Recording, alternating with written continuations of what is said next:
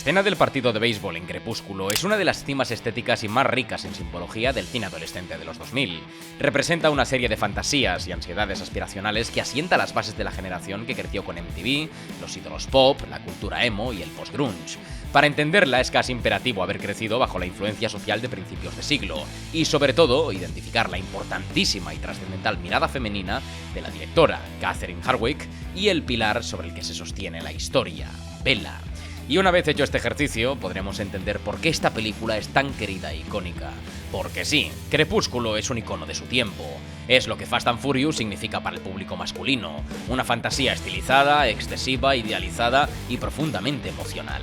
Y esta escena, damas y caballeros, es el clímax de su aspecto formal y narrativo. Así que vamos a adentrarnos en una secuencia que definió el arquetipo de la mujer adolescente en una época nostálgica y que hoy miramos con ironía, pero que toca una tecla emocional de forma bárbara. Hoy, con todos ustedes, el partido de béisbol en Crepúsculo. Sean bienvenidos a Escenas Legendarias.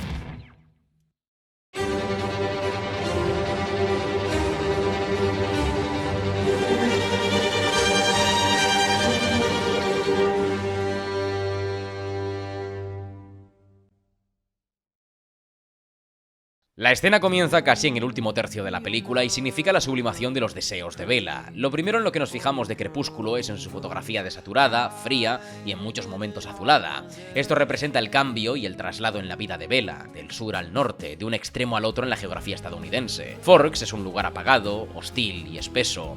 El cambio radical que sufre el personaje parte de una vida que sufre un giro de 180 grados. La vida de Bella se apaga cuando llega aquí. La relación distante con su padre, el orgullo adolescente, las ansias de encajar, la soledad, la tristeza, el aburrimiento, todo eso está presente en la fotografía y en esa paleta de color que no solo muestra una atmósfera geográfica, sino un estado emocional. Esa frialdad conecta con los vampiros y desde la primera escena en la que Edward revela su secreto, la naturaleza se convierte en un elemento que pasa de ser inabarcable y alienante a una fantasía de libertad. El partido de béisbol se organiza alrededor de un bosque. Una cascada ilustra un espacio que los poderes a continuación convertirán en santuario de lo sublime. En un plano detalle del bate vemos cómo los Cullen hacen un dips antes de empezar el partido y sabemos que esto no será una mera exhibición deportiva. Es algo más. Bella es inmediatamente protegida y también ligeramente apartada de la acción, siendo en este momento la testigo privilegiada de un espectáculo mágico. El béisbol es una de las disciplinas deportivas americanas por excelencia, un deporte familiar y representativo de la cultura estadounidense, y en medio de una fantasía adolescente en la que Bella hace lo posible por encajar y sentirse incluida, resulta emocionante. Pero los Cullen le dan un giro, y sus poderes convierten un partido en un acto casi litúrgico y ancestral. Es una competición animal, una demostración de poder privilegiada donde todos depredan la bola. La ansiedad de Bella al principio de la película responde a una necesidad de sentirse validada y poderosa a través de sus relaciones interpersonales, en una época donde el estatus social empezaba a ser el principal problema de los adolescentes. Pertenecer a un grupo inaccesible es una cosa, que ese grupo sea peligroso, aspiracional en cuanto a estética y además de clase alta, es todo a lo que la mayoría de las jóvenes con las que se comunicaba esta película aspiraba. La integración es excitante, pero cuando sobrepasa los límites de lo humano, la sublimación es total. Un plano general ubica la puesta en escena actoral y empieza a sonar Supermassive Black Hole de Muse. El grupo británico era increíblemente popular a principios de los 2000 y su estética se basaba en un maximalismo conspiranoico, alternativo, oscuro y gótico. El contraste con la estética emo post-grunge que subvierte el imaginario vampírico, con seres aparentemente frágiles, porcelanosos, brillantes y violentos, le da un sentido especial a la escena. Bella se siente en un grupo diferente, rebelde y ajeno al sistema, y la semántica de la letra, sumada a la instrumentación, acaba por articular el manifiesto de la misma. Supermassive Black Hole es una canción sobre un deseo desmedido, destructivo y obsesivo. Un agujero negro que se traga el hedonismo de forma sensual, con un ritmo bailable, enérgico y unos coros y voces que parecen hundirse en un anhelo desgarrado.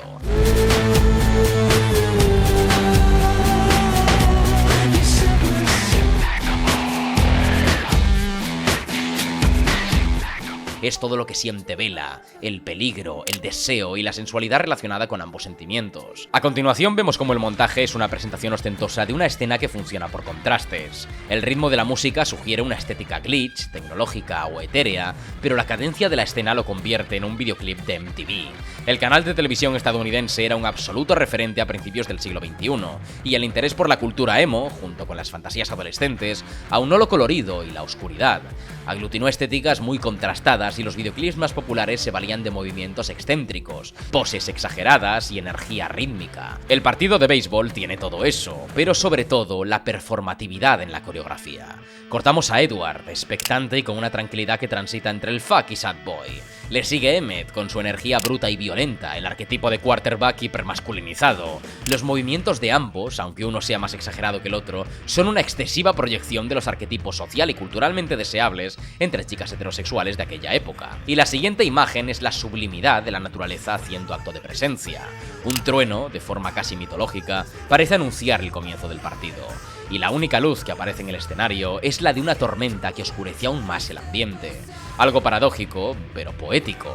El movimiento de cámara muestra un descenso a Alice, que será quien dé comienzo, acentuando el aspecto ritualístico que mencionaba previamente. Lo remarca con su frase, pero también lo hace el movimiento, agresivo y dinámico. Y empieza el videoclip. Nos vamos a la posición de la bateadora, en un plano holandés con inclinaciones muy comunes en la estética musical de la época, con una escenografía actoral muy rígida. El eje de acción es absolutamente videoclipero. Todos ocupan espacios que estetizan el plano, encuadrados con una intención que se sale de lo cinematográfico. Y llega el plano de Alice. Primero en un primer plano, cambiando a uno entero que se acerca a ella en el momento del lanzamiento. La pose es prácticamente la de una contorsionista que baila con la bola y la música, mientras el plano se dilata anticipando el drop. No es casualidad que el movimiento conserve a Edward en el fondo. Esta es la perspectiva de Bella, todo lo que veremos será desde su mirada, y si la analizamos podemos comprender todo lo que siente y por qué es tan importante este momento para ella. El trueno realza el impacto del bate sobre la bola y vemos su reacción. Podríamos pensar que Bella es un elemento pasivo en la escena, un objeto, una observadora, asumiendo el rol de sumisión que parece cumplir toda la película. Pero es la paradoja del poder del sumiso. La familia se reúne para jugar el partido de béisbol, pero su performatividad también nace del deseo de complacer a Bella. Ellos la ven como alguien que se sale de la norma, diferente, una presa a la que han permitido entrar en su vida. Y la mirada de Bella no fantasea con el partido, sino con la sensación de ser observada por todos, por las miradas de consumo y el espectáculo en el que ella es la receptora. Y su rol en el partido no es solo de observación, sino de arbitraje. Ella decide quién gana y quién pierde. Es la que en última instancia tiene la última palabra sobre una actividad prácticamente tribal e intrínseca al grupo. Eso es poder, y a su vez es la única que apenas reacciona, se entrega voluntariamente a esta fantasía y se siente no solo deseada, sino sujeto de la acción, protegida e integrada. Y aclaro que es una aspiración que no entiende de géneros, pero la presión estética y la obsesión por ser incluido en un grupo social cool era un objetivo muy relacionado con la feminidad adolescente. Y la película entendió de forma excelsa su target. La velocidad extrema de Edward, su protagonismo en la primera eliminación, y la constante mirada femenina expone el deseo que Bella siente por él, sumado a la mirada inquisidora de Rosalie, que se muestra beligerante y desconfiada hacia ella durante todo el metraje, completando otro arquetipo del coming of age y el cine adolescente, The Ice Queen, la chica fría, desconfiada, inaccesible y sofisticada. Por otro lado, los planos son tan excéntricos e irregulares en ritmo porque respiran al mismo tiempo que la excitación de Bella. Cada transición entre bateo es un descanso dramático que desvanece el videoclip para centrarse en la protagonista. Y eso lo vemos a continuación con Carlyle, donde vuelven los movimientos y angulaciones dinámicas e hiperbólicas. Las cámaras lentas, el montaje intemporal con ralentís y aceleraciones, empieza a camuflarse con la música, que también se vale de una textura musical que parece fragmentar la propia escena de forma quirúrgica.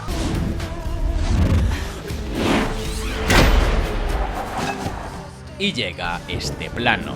Una sobredramatización del poder vampírico y una toma que podría estar perfectamente en un videoclip de Evanescence. La agresividad y brutalidad del choque se convierte en una competitividad masculina que se estetiza de una manera tan exagerada porque lo que ve Ella es epicúreo.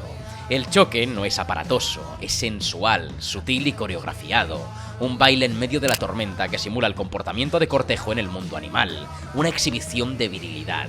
Y sin duda, una vez más, la estilización del peligro y el rayo como una pieza que lo enfatiza. La diversión de Edward, quitándole importancia al juego, junto a la molestia de Emmett, vuelve a reforzar los arquetipos de ambos personajes. Y en cuanto a efectos, como la escalada del árbol con Emmett flotando, el impacto duro del viento en el pelo de Esme, la supervelocidad de Edward, todos son efectos artificiales e imposibles y no se esfuerzan por aparentar una lógica. Es puro efectismo visual, a veces incluso onírico, fantasía materializada sin necesidad de verosimilitud. Y entonces el partido se ve interrumpido por la llegada de los vampiros nómadas y la escena cambia de tono pero no de estilo. Estos atraviesan una niebla de escenario, levantando las hojas en una cámara lenta que también funciona de maravilla con la música. De repente el ritmo se deforma y escuchamos algo que parece un grito ahogado, una llamada animal, como el aullido de un lobo, pero presente en el flow de estos vampiros. La música ya no es alternativa ni cargada, pasamos a una composición que primero mete una guitarra eléctrica desatada, seguida por una percusión tribal, chamánica.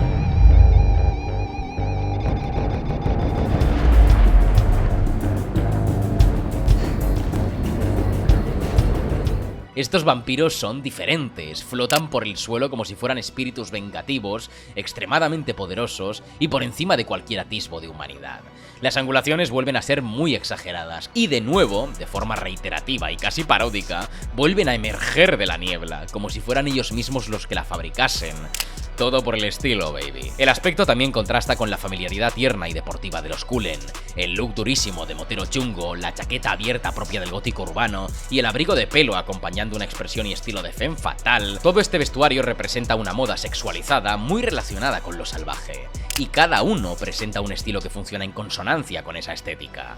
Aunque el partido de béisbol haya terminado, los planos videocliperos siguen su curso, porque el ritual al que está siendo sometida Bella no ha terminado. Se ha sentido aceptada y deseada, pero ahora llega el verdadero peligro, lo erótico del riesgo y de la protección que le brinda Edward y el grupo ante un deseo que es muy diferente al de los Cullen.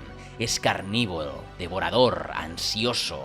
En medio de tanta tensión, la amenaza se convierte en una danza de miradas que contrasta la naturaleza de ambos grupos, hasta que James identifica a Bella como humana y de nuevo el peligro se erotiza. Los gestos del vampiro nómada son voraces, pero también tienen un componente sexual.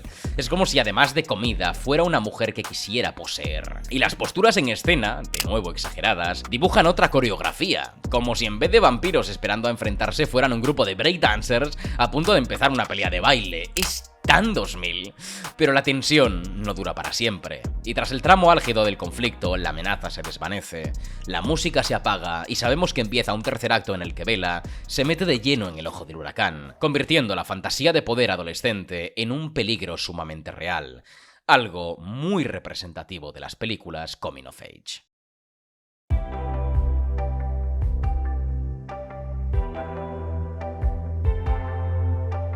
Revisitada, y además del análisis técnico y cultural, ¿qué podemos sacar de esta escena? ¿Por qué tanta gente la sigue revisitando? ¿Y por qué, igualmente, a pesar de que muchos la consideran exagerada o cringe, sigue teniendo un ingrediente magnético? Para muchos sería un guilty pleasure, algo que ven y disfrutan sabiendo que es un supuesto mal producto que tampoco cumple unos supuestos estándares de calidad. Pero la realidad es que Crepúsculo y esta escena es un mausoleo cinematográfico a la adolescencia 2000era. Muchas chicas que lo vivieron en su momento como una de las mayores irrupciones en el género adolescente se sienten profundamente conectadas a una estética que muchos de nosotros vivimos, a unas aspiraciones y ansiedades existenciales que inundaban los institutos, que marcaron a aquellas que se sentían identificadas con los anhelos e inseguridades de Bella y a los emos que querían ser un fuckboy edgy e interesante como Edward. Crepúsculo sigue siendo revisionada porque conecta de una forma muy tierna e hilarante con aquello que, cuando éramos más jóvenes, nos parecía cool. Y es porque se dirigía a esa audiencia.